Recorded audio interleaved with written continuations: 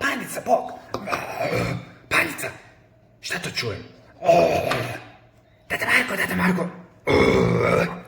Tata Marko, zašto mi želiš igrati s pandicom? Želim se igrati s pandicom, a malo me strah.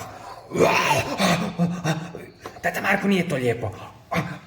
Pandica cijelo vrijeme reži ko da se ljuti. Trebalo bi imati lijepi, ona je curica, lijepi glas. Tata Marko, zašto misliš? Ona je curica. Treba imati lijepi glas. Tata Marko, pandica je sad tužna kad misliš da nije curica. Lele, šta mogu sad tu? Kad bi bar mogla nekak promijeniti glas. Tata Marko, imam ideju. Lele, koju? Vidjet ćeš, zovem ja sad Jocu. Zdravo, djeco! Već je došao dosadnije. Zdravo... Šta ću govoriti stalno zdravo, djeco? Ne prekidajte me, djeco. Kako vam mogu pomoći? Joca na usluzi. Dobro, Joca, odvedi pandicu do čarobnog svijeta pa da njoj promijene glas. Ali djeco, pa pandica je ogromna. Joca, napravi to. Dobro, djeco. Ajde. Pandica skoči na mene.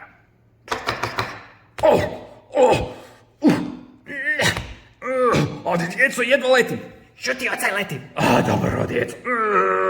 Evo ga, idem. Zbogom, djeco.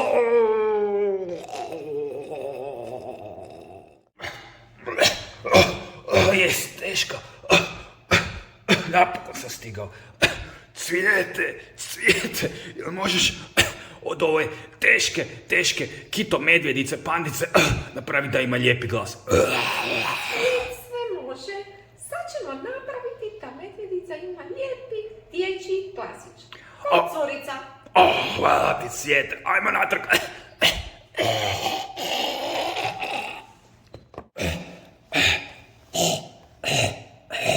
Bježi s mene. Dobar dan. Jel vam se sviđa moj novi glas? Odličan ti je glas. Jako mi se sviđa tvoj novi glas. Napokon možemo biti prijatelji, više što se ne bojim. Mogu te jahat malo sad, to bi baš bilo super. Ne. Kako ne? Ne, tata Marko, ne. Pa zašto ne? Zato jer smrdiš. Ja da smrdim, pa kako to, pa jaho sam te već. Da, ali više ne. Jako smrdiš i više ne možeš. Ali Lele, pazi ovo. Tata Marko, i ona je prije rekla da smrdiš, ali ja nisam tebi htjela to reći da se ne uvridiš. Ali šta da radim sad? Operi se.